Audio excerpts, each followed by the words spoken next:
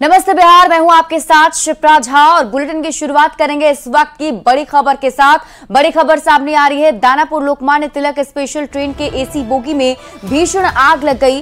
हादसा आरा के कारीशाथ में हुआ है। गनीमत रही कि होली की वजह से ट्रेन में भीड़ नहीं थी। इस वजह से किसी के हताहत होने की कोई खबर नहीं है। हादसे में कई ट्रेनों के मार्ग परिवर्तित किए गए हैं। आरा रेलवे स्टेशन के लिए हेल्पलाइन नंबर भी जारी कर दिया गया है। तो बड़ी खबर आपको बता रहे हैं और तस्वीरें आपके टीवी स्क्रीन पर। दानापुर लोकमान्य तिलक स्पेशल ट्रेन के एसी बोगी में आग लग गई थी। अच्छी बात यह रही कि होली की वजह से ट्रेन में भीड़ नहीं थी और समय रहते आग पर काबू पा लिया गया, जिससे कोई हताहत की खबर नहीं है। हालांकि कुछ जो ट्रेन है उनके रूट को परिवर्तित किया गया है। चंदन कुमार संवाददाता अधिक जानकारी के साथ जुड़े हुए हैं। चंदन, क्या अपडेट है? ये पूरा मामला जो अप लाइन है जो कि आगरा से मुगलसराय के बीच को जाता है, इसी रूट में जो ट्रेन है लोकमान्य तिलक एक्सप्रेस जो कि दानापुर से लोकमान्य को जा रही थी और चूंकि होली होने के कारण ट्रेन में बहुत कम भीड़ थी, न के बराबर यात्री यात्रा कर रहे थे। अचानक उसको जो रिमोट और आनंद सागर में के पास रोका गया और आग को बुझाया गया। इसके बाद लगातार ट्रेनों का प्रसारण बाधित हो गया। हालांकि परिचालन को दुरुस्त करने के लिए रेलवे के अधिकारी है, लेकिन कई ट्रेनों का मार्ग परिवर्तित किया गया है। हेल्पलाइन नंबर जारी किया गया। दानापुर दफ्तर में हेल्पलाइन नंबर रेलवे के द्वारा जारी किया गया ताकि यात्री को कोई परेशानी नहीं हो। लेकिन चलिए चंदन, आप हमारे साथ बने रहिए। एक बार फिर से दर्शकों को बता दें, इस वक्त की बड़ी खबर आरा से सामने आ रही है। आपको बता दें कि आरा में कारीशाथ में ये हादसा हुआ है, जहां बताया जा रहा है कि ट्रेन के एसी बोगी में अचानक आग लग गई। हालांकि अच्छी बात यह थी कि अभी होली की वजह से ट्रेन के अंदर भीड़ नहीं है, जिस वजह से कोई हताहत की खबर सामने नहीं आई।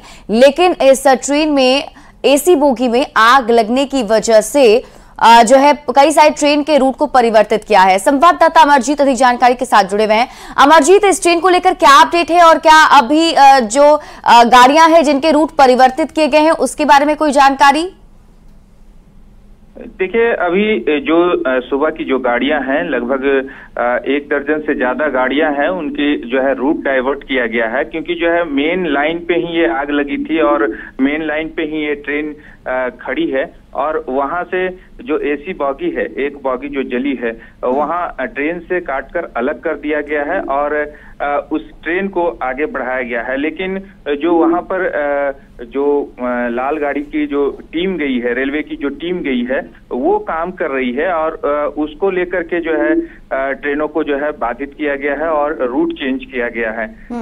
आग तकरीबन 12:01-2 के बाद जो है लगी है, जिस तरह से जो है यात्रियों का कहना है। और एसी बॉगी में आग लगी थी और होली होने की वजह से ट्रेन में कोई भीड़ नहीं थी, इस वजह से किसी की हताहत नहीं हुई। अमरजीत, ये ट्रेन कहां से कहां जा रही थी, इसके बारे में कुछ पता? से ये ट्रेन लोकमान्य तिलक के लिए चली थी। तकरीबन दानापुर से ट्रेन खुली थी और आरा पार की थी और पार करने के बाद ही जो है ये स्टेशन है और उसी स्टेशन पे आग लगी। लोगों को पता चला, ट्रेन को जो है रोका गया और वहीं जो है यात्रियों को निकाला गया, लेकिन उसके बाद जो है ट्रेन का जो एसी बॉगी है पूरी तरह से जल गया। जी चलिए, आप इस पूरी खबर पर नजर बनाए रखिए। अमरजीत, बहुत बहुत शुक्रिया तमाम जानकारी के लिए। बढ़ते आगे और देखिए, बिहार में बीजेपी के स्टार प्रचारक की सूची जो है वो जारी कर दी गई है। स्टार प्रचारकों की सूची बीजेपी ने जारी की। बीजेपी ने 40 लोगों की सूची जारी की है, जिसमें PM Modi, JP Nadda star प्रचारक के तौर पर हैं। अमित शाह, राजनाथ सिंह भी स्टार प्रचारक के तौर पर, नितिन गडकरी, योगी आदित्यनाथ भी इसमें शामिल हैं, उनका नाम भी। यानी ये सभी लोकसभा चुनाव के मद्देनजर प्रचार करते नजर आएंगे। स्मृति ईरानी, मनोज तिवारी का नाम भी इस लिस्ट में शामिल है। तो बिहार में स्टार प्रचारकों की सूची जारी की गई है और बिहार के जो बीजेपी के नेता हैं, सम्राट चौधरी, डिप्टी सीएम विजय सिन्हा जो है उनका भी नाम इसमें शामिल है। नित्यानंद राय, गिरिराज सिंह भी स्टार प्रचारक की लिस्ट में शामिल हैं। अश्विनी चौबे, सुशील मोदी, इसके साथ ही मंगल पांडे, विनोद तावड़े स्टार प्रचारक की सूची में शामिल हैं। साथ ही साथ झारखंड से दीपक प्रकाश का नाम भी इस लिस्ट में शामिल है।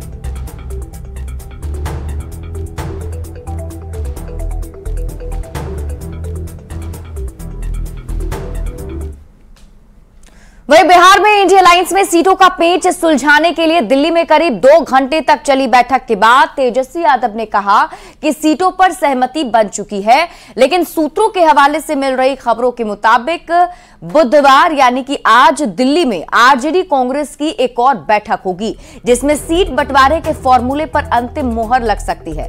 हालांकि मंगलवार को हुई बैठक के बाद तेजस्वी यादव ने कहा कि गठबंधन में कोई दिक्कत नहीं है और गठबंधन के सभी घटक दल मिलकर मजबूती से चुनाव लड़ेंगे और सीट बंटवारे का ऐलान भी पटना में किया जाएगा, जिसमें सभी दलों को सम्मानजनक सीटें मिलेगी।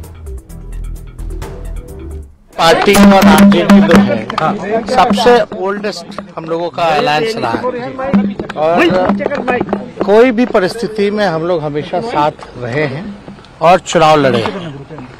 चाहे विचारधारा जो है आज भाजपा की उसके खिलाफ भी लड़े हैं, एकजुट हैं, गोलबंद हैं। और जो कुछ दिनों से जो चर्चाएं जो चली आ रही थी कि भाई गठबंधन लगता है टूटेगा, तो ये तो साफ तौर पे ये खबरें जो है भाजपा का जो एजेंडा है उस रूप से ये खबरें चलाई जा रही थी। कभी भी हम लोगों में किसी भी चीज को लेकर के दरार की बातें नहीं आई हैं। हम लोग हमेशा से एक दूसरे को अंडरस्टैंड करते हुए हम लोगों ने बात की है। अब सब लोगों का मेन एजेंडा है कि बीजेपी को हम लोग रोकेंगे और उत्तर भारत में बिहार आता है तो हम इतना जरूर कह सकते हैं कि बिहार जो है चौंकाने वाला रिजल्ट देगा। अब इसकी अपनी हम लोगों की स्ट्रैटेजी है और चुनाव सिर्फ चुनाव से पहले ही नहीं बातचीत, चुनाव के क्रम में भी जब चलता रहता है तो भी हम लोगों में बातचीत चलती रहेगी। वो तो अंडरस्टैंडिंग और कोऑर्डिनेशन की बात है, तो हम लोगों में अंडरस्टैंडिंग लगभग जो है बन चुकी है ना। और एक आध दिन में जो है सारी चीजें हम आपको बता मॉरली वी आर अग्रीड, हम लोग अग्रीड हो गए हैं कि लेफ्ट पार्टियां, कांग्रेस पार्टी, आरजेडी पार्टी मिलकर के आगामी चुनाव साथ लड़ेगी। और इसी बीच सूत्रों के हवाले से आपको बड़ी खबर बता दें, कांग्रेस को 9 सीट देने पर आरजेडी सहमत हुआ है। तो सीटों के नाम पर आज अंतिम चर्चा। आरजेडी पूर्णिया सीट देने को तैयार नहीं है, ये सूत्र बता रहे हैं। किशनगंज, कटिहार, सुपौल, भागलपुर, समस्तीपुर, पटना साहिब, मुजफ्फरपुर, शिवहर और पश्चिमी चंपारण के साथ साथ वाल्मीकि नगर, सासाराम, गोपालगंज सीट पर कांग्रेस चुनाव लड़ सकती है। तो सूत्रों के हवाले से आपको इस वक्त की बड़ी खबर बता रहे हैं, सीटों को लेकर सहमति बन चुकी है और बताया जा रहा है कि 9 सीट कांग्रेस को मिल सकती है। हालांकि पूर्णिया सीट को लेकर सस्पेंस अभी भी बरकरार है, क्योंकि सूत्र ये बता रहे हैं कि आरजेडी पूर्णिया सीट देने को तैयार नहीं है। जबकि आपको पता होगा कि पप्पू यादव ने कांग्रेस इसलिए ज्वाइन किया क्योंकि पूर्णिया से चुनाव लड़ना चाहते थे। शिवम प्रताप अधिक जानकारी के साथ जुड़े हुए। शिवम, क्या सहमति बन गई? कौन कौन सी सीटें हैं जो किसके खाते में जाने वाली है? देखिए, बिल्कुल सीट शेयरिंग को लेकर कल तेजस्वी यादव और कांग्रेस के बीच बैठक हुई थी। मुकुल वासनिक के आवास पर यह बैठक लगभग 1 से 1.5 घंटे चली। सूत्र ये बताते हैं कि सीटों के नंबर पर तो सहमति बन गई है, लेकिन कौन सी सीटें होंगी इसको लेकर भी न्यूज 18 बता रहा है। लेकिन अभी 1 से 2 ऐसी सीटें हैं जिनको लेकर सहमति नहीं बन पाई। यही एक वजह है कि आज फिर कांग्रेस और आरजेडी की बैठक होगी। दरअसल कल की बैठक के बाद तेजस्वी यादव जो फीडबैक बैठक में मिला था वो लेकर अपने पिता लालू प्रसाद यादव के पास गए और वहीं केसी वेणुगोपाल जो कांग्रेस पार्टी के महासचिव हैं वो जो उनका फीडबैक है वो लेकर राहुल गांधी और पार्टी खड़गे के पास पहुंचे हैं। अभी सूत्र ये दावा कर रहे हैं कि आरजेडी पूर्णिया सीट देने को तैयार नहीं है, लेकिन आज जो बैठक होने वाली है इसमें कांग्रेस इसको लेकर और दबाव बनाएगी। यानी कि अभी आप ये कह सकते हैं कि पप्पू का मामला अधर में है। दूसरी बड़ी बात, कि जो कल बैठक हुई उसका माहौल सकारात्मक रहा, लेकिन कांग्रेस पार्टी मजबूत सीटों की मांग कर रही है। कांग्रेस का ये कहना है सिर्फ संख्या बल के हिसाब से काम नहीं होगा, हमें सीटें मजबूत चाहिए। आज सूत्र ये दावा कर रहे हैं कि आज दोपहर में एक और बैठक है। अभी तक की जो स्थिति है उसके मुताबिक कांग्रेस किशनगंज, कटिहार, सुपौल, भागलपुर, समस्तीपुर, पटना साहिब, मुजफ्फरपुर या शिवहर में, पश्चिमी चंपारण या वाल्मीकि नगर, सासाराम और गोपालगंज में से एक सीट इनमें से लड़ेगी। मंगलवार शाम हुई बैठक को लेकर तेजस्वी यादव लालू यादव से फीडबैक लेने के बाद आज एक बार फिर कांग्रेस नेताओं के साथ बैठक करेंगे और उसके बाद फाइनल मुहर लग जाएगी और फिर आने वाले इसी वीक में पटना में सीट शेयरिंग का ऐलान हो जाएगा। लेकिन शिवम, वो और कौन कौन सी सीटें हैं जिसको लेकर पेंच फंसा हुआ है? क्या इसको लेकर कोई खबर है? पूर्णिया की सीट तो हमने देख ली, और क्या लगता है पप्पू यादव का फिर क्या होगा?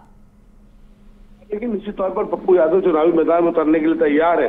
कुछ ये दावा कर रहे हैं कि पप्पू यादव की सीट को लेकर अगर क्लैरिटी नहीं आती है तो पप्पू यादव निर्दलीय भी मैदान में कूद सकते हैं, यानी कि पप्पू यादव अब बैकडोर नहीं जाने वाले हैं। पप्पू यादव से जुड़े सूत्रों का ये दावा है कि पप्पू यादव ने बाकायदा कांग्रेस और लालू यादव दोनों से सहमति लेने के बाद ही कांग्रेस में अपनी पार्टी का विलय किया था। पप्पू यादव ये कहना है कि बखूबी तेजस्वी से लेकर कांग्रेस नेताओं को ये जानकारी थी। चलिए शिवम, आप इस पर नजर बनाए रखिए, देखना होगा आज की बैठक में क्या कुछ फैसला लिया जाता है इंडिया अलायंस की तरफ से। बढ़ते हैं आगे। बिहार में इंडिया अलायंस में भले ही अभी सीटों का फॉर्मूला फाइनल नहीं हुआ हो, लेकिन खगड़िया सीट सीपीआईएम के खाते में गई है, जिसके बाद पार्टी कार्यकर्ताओं में उत्साह देखा जा रहा है। ऐसे में सीपीआईएम ने खगड़िया सीट से अपना प्रत्याशी भी घोषित कर दिया है। पार्टी ने संजय कुमार को अपना प्रत्याशी बनाया है, जिसकी औपचारिक घोषणा जल्दी कर दी जाएगी। प्रत्याशी बनाए जाने के बाद संजय कुमार ने कहा कि इस बार खगड़िया में तस्वीर जरूर बदलेगी। ये बात सही है कि कांग्रेस के साथ अभी लगता है एक आध दिन में जब चर्चा समाप्त होगी तो औपचारिक घोषणा होगी। खगड़िया लोकसभा सीट, ये बात सही है कि सदा से हॉट सीट रहा है, लेकिन मैं आपको बताऊं कि इस बार जो खगड़िया लोकसभा का सीट है उस सीट की तस्वीर निश्चित तौर पर बदलने जा रही है। और वो इसलिए बदलने जा रही है कि पिछले 10 वर्षों में मोदी जी का कोई गारंटी युवाओं के लिए, किसानों के लिए, महिलाओं के लिए, बुजुर्गों के लिए, किसानों के लिए किसी का काम नहीं आया। वहीं लोकसभा चुनाव में सीतामढ़ी से जेडीयू प्रत्याशी देवेश चंद्र ठाकुर ने कहा है कि वे राज्य में नीतीश कुमार और केंद्र में पीएम मोदी के विकास कार्यों के आधार पर जनता के बीच जाएंगे और भारी बहुमत से चुनाव जीत कर आएंगे। सीतामढ़ी से मौजूदा सांसद सुनील कुमार पिंटू का टिकट काटकर देवेश चंद्र ठाकुर को टिकट दिए जाने से सीतामढ़ी में जेडीयू के अंदर नाराजगी के सवाल पर उन्होंने कहा कि हर दल में टिकट बंटवारे से पहले थोड़ा बहुत ऐसा होता है, लेकिन बाद में सब कुछ ठीक कर लिया जाता है और सभी मिलजुल कर चुनाव लड़ते हैं। न्यूज 18 से बातचीत में देवेश चंद्र ठाकुर ने कहा कि वे सीतामढ़ी में विकास के काम को पूरा करेंगे। इस वक्त हमारे साथ मौजूद हैं जेडीयू के सीतामढ़ी से उम्मीदवार देवेश चंद्र ठाकुर। सर, आपको सबसे पहले बहुत बधाई। बहुत बहुत धन्यवाद, बहुत बहुत धन्यवाद। काफी चर्चा थी आपके काफी पहले से उम्मीदवारी को लेकर और आखिरकार पार्टी ने आपको सिंबल दिया, लेकिन कुछ नाराजगी की बात भी आपके खिलाफ आ रही है। कुछ लोग बोल रहे हैं कि ये गलत हुआ सीतामढ़ी के लिए। ये हर चुनाव में लगभग हर उम्मीदवार के साथ होता है। कोई सीट ऐसी नहीं है जिस पर कि जहां सिटिंग भी सीट उस पार्टी का हो, और भी दावेदार रहते हैं और भी इच्छुक रहते हैं और हर आदमी को अधिकार है करने का, मांगने का। और जब तक वो नहीं डिक्लेयर होता है, जब तक सिंबल नहीं मिल जाता है, जब तक नॉमिनेशन फाइल नहीं करता है जो उम्मीदवार जिसको मिला है, तब तक ये रहता है। उसके बाद सब जो है एकदम आराम से ठंडा जाता है। तो पिंटू बाबू जी के साथ मेरा रिलेशन बहुत, आज भी बहुत अच्छा है, कभी खराब नहीं हुआ, इसलिए कहीं कोई दिक्कत नहीं है। फिर हर उम्मीदवार उतरता है तो उसका कोई न कोई एजेंडा भी होता है, तो सीतामढ़ी के लिए क्या कुछ प्राथमिकताएं रहेंगी आपकी? जो भी विकास के मामले में जो भी खामियां अभी तक रही है, जो कमियां रही है, खामियां नहीं जो कमी रह गई है, हम समझते हैं थोड़ी कनेक्टिविटी जो है हमारे सीतामढ़ी की, क्योंकि सीतामढ़ी आप याद कीजिए, आप भी पुराने पत्रकार हैं, एक समय था कि पटना से जो पूरे बिहार में जब राज ट्रांसपोर्ट चलती थी, बसेस चलती थी, रोड्स उतने अच्छे नहीं थे, लोग बहुत गाड़ियां खरीदते नहीं थे यहाँ, तो बसेस जो चलती थी तो सबसे ज्यादा पैसेंजर्स सीतामढ़ी से पटना आते थे। वो जो ये रहता है, रिकॉर्ड रहता है, पूरा स्टैटिस्टिक्स रहते हैं, तो सबसे ज्यादा पैसेंजर्स वहां से यहाँ आते थे। क्यों आते थे? वो बिहार से जाने के लिए आते थे। वो अब एकदम कम हो गया है, हकीकत ये है। लेकिन रेल की कनेक्टिविटी अभी भी हमारे यहाँ जितनी अच्छी होनी चाहिए अभी तक थोड़ी उसमें और जरूरत है। ये हम लोग के लिए बड़ी दुख की बात है कि पूरी दुनिया जान रही है कि अयोध्या क्या है और कहाँ है, लेकिन हिंदुस्तान भी नहीं जान रहा है कि सीतामढ़ी क्या है और कहाँ है। ये हम लोग के लिए बड़ी दुख की बात है। इस कमी को मैं चाहता हूं खत्म करूं। जब भी चुनाव आते हैं हम लोगों ने लंबे समय से देखा है, जैसे कि आप इशारा कर रहे हैं कि इस बार आप लोग के लिए हिंदुत्व भी मुद्दा रहेगा, विकास भी मुद्दा रहेगा, लेकिन यहाँ पे जाति का मुद्दा भी काफी हावी हो जाता है। आपको लगता है कि जिस परिस्थितियों में दिख रहा है जातिगत गणना के बाद जो परिस्थितियां उभरी है, जाति की राजनीति भी अंत में हावी हो जाएगी? ऐसा धीरे धीरे कम होते जा रहा है। ये पहले इसलिए होता था कि विकास कोई कराता ही नहीं था। जब से आदरणीय नीतीश कुमार आए तो विकास कराने लगे हैं, तो विकास की भूख जगी है। आखिर मैं देवेश चंद्र ठाकुर, एक ब्राह्मण समाज का आदमी, सीतामढ़ी में हिम्मत कर रहा है चुनाव लड़ने का। जातिवाद को मैं बिल्कुल उसमें महत्व नहीं दे रहा हूं। मैं चुनौती दे रहा हूं कि मेरी जो जीत होगी वो बिहार के टॉप 3-4 जो लीड होंगे उसमें होगी। क्यों? क्योंकि आदरणीय नीतीश कुमार, आदरणीय नरेंद्र मोदी जो विकास कराया उसकी हिम्मत पर जा रहा हूं। मैंने जो अपना काम किया है वहां क्षेत्र में आज तक किसी, आप जानते हैं अच्छी तरह से, मुझे 22 साल से मैं विधान परिषद का सदस्य हूं। ठीक है, स्नातक क्षेत्र का हूं, लेकिन उसमें मतदाता कम रहते हैं, लेकिन पढ़े लिखे मतदाता रहते हैं। और वो लोग बार बार मुझे निर्दलीय भी ये करते हैं, पार्टी से भी लाते हैं, और लीड हर बार मेरी बढ़ती रहती है। तो आखिर वो समझ रहे हैं ना कि हाँ ये काम करते हैं, तो जातिवाद तो गौन हो गया, जातिवाद गौन हो जाएगा। ये धीरे धीरे जैसे जैसे विकास की भूख बढ़ेगी, जैसे जैसे सरकारें और विकास कराएंगी, ये धीरे धीरे खत्म हो जाएगी ये जातिवाद जो होनी चाहिए। तो ये थे हमारे साथ सीतामढ़ी के उम्मीदवार देवेश ठाकुर। कैमरामैन सुबोध के साथ आनंद अमृतराज, न्यूज 18 नेटवर्क, पटना। वैशाली से पूर्व विधायक मुन्ना शुक्ला ने बड़ा दावा किया है। मुन्ना शुक्ला ने आरजेडी प्रत्याशी के तौर पर वैशाली लोकसभा सीट से चुनाव लड़ने का दावा किया है, जिसके लिए उन्होंने लालू प्रसाद और तेजस्वी यादव से ग्रीन सिग्नल मिलने की भी बात कही। मुन्ना शुक्ला ने कहा कि लालू प्रसाद और तेजस्वी यादव ने उन्हें वैशाली लोकसभा सीट से लालटेन जलाने को कहा है और वे वैशाली में लालटेन जलाने निकल चुके हैं। वहीं गठबंधन में सीटों पर फंसे पेंच के सवाल पर कहा कि सब कुछ जल्द ही ठीक हो जाएगा। हम लड़ रहे हैं चुनाव वैशाली से। लालू जी और तेजस्वी जी हमको आश्वासन दिए हैं कि आप जाइए, तैयारी करिए, और घोषणा होगा तो घोषणा भी हो जाएगा। सीट का अभी फाइनल कोई प्रत्याशी का नाम नहीं है। हमको लालू जी, तेजस्वी जी खुद आशीर्वाद दिए हैं, और मैं वैशाली में होली के बाद निकलूंगा और लोगों के बीच जाऊंगा और वैशाली में लालटेन जलाऊं। शेयरिंग नहीं हुआ है, सीट शेयरिंग क्लियर हो जाता है, उसी के साथ हम लोग का भी ओपन हो जाएगा। इसके बावजूद इतना दावा, प्रबल दावा की एकदम अरे हमको खुद लालू जी, तेजस्वी जी आश्वासन दिए हैं कि जाओ अगली बार लालटेन जलाओ। हम लालटेन। बिहार में पहले चरण का मतदान 19 अप्रैल को होगा। ऐसे में 4 सीट पर होने वाले चुनाव को लेकर सीटों के साथ ही उम्मीदवारों का चेहरा भी साफ हो चुका है। रिपोर्ट के जरिए समझिए कि एनडीए और महागठबंधन के बीच किन किन उम्मीदवारों के बीच सीधी टक्कर है। –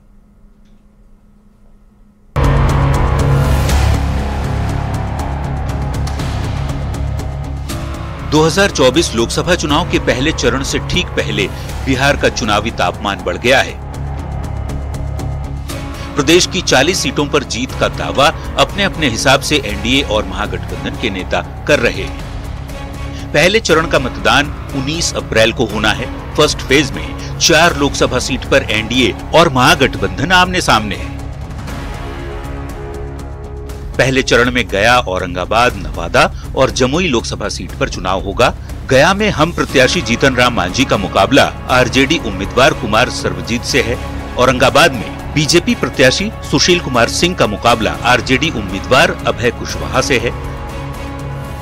तो नवादा में बीजेपी प्रत्याशी विवेक ठाकुर का मुकाबला आरजेडी उम्मीदवार श्रवण कुशवाहा के साथ है। तो जमुई में एलजेपीआर प्रत्याशी अरुण भारती और आरजेडी उम्मीदवार अर्चना रविदास के बीच मुकाबला होगा। गया सुरक्षित सीट है, जहां बड़ी संख्या में दलित वोट बैंक है। गया सीट पर मांझी समुदाय का दबदबा रहा है। ऐसे में इस बार एनडीए ने जीतन राम मांझी को कैंडिडेट बनाया है। आरजेडी ने कुमार सर्वजीत को उम्मीदवार बनाकर गया में पासवान जाति के वोट बैंक को साधने की रणनीति बनाई है। तो औरंगाबाद से आरजेडी पहली बार भाग्य आजमा रहा है। कांग्रेस यहां से 9 बार जीत दर्ज कर चुकी है। बीजेपी ने अपने सिटिंग एमपी सुशील कुमार सिंह पर भरोसा जताया है। नवादा सीट की बात करें तो यहां आखिरी बार 2004 में आरजेडी के वीरचंद पासवान ने जीत दर्ज की थी, पर अब इस सीट पर एनडीए की पकड़ मजबूत है। बीजेपी ने वरिष्ठ नेता डॉक्टर सीपी ठाकुर के बेटे विवेक ठाकुर को पार्टी का उम्मीदवार बनाया है। जमुई लोकसभा सीट अनुसूचित जाति के उम्मीदवारों के लिए आरक्षित है। पिछले 2 चुनाव के नतीजों की यदि बात करें तो इस सीट पर लोक जनशक्ति पार्टी बेहतर स्थिति में है। चिराग पासवान के हिस्से आई जमुई सीट पर इस बार चिराग ने अपने बहनोई अरुण भारती को उम्मीदवार बनाया है, जो पहली बार चुनाव लड़ रहे हैं। आरजेडी ने जमुई से अनुसूचित जाति की उम्मीदवार अर्चना रविदास को चुनावी मैदान में उतारा है। Bureau report, news 18। और यहां रुक रहे बस एक छोटे से ब्रेक के लिए, जल्द लौटते हैं वापस।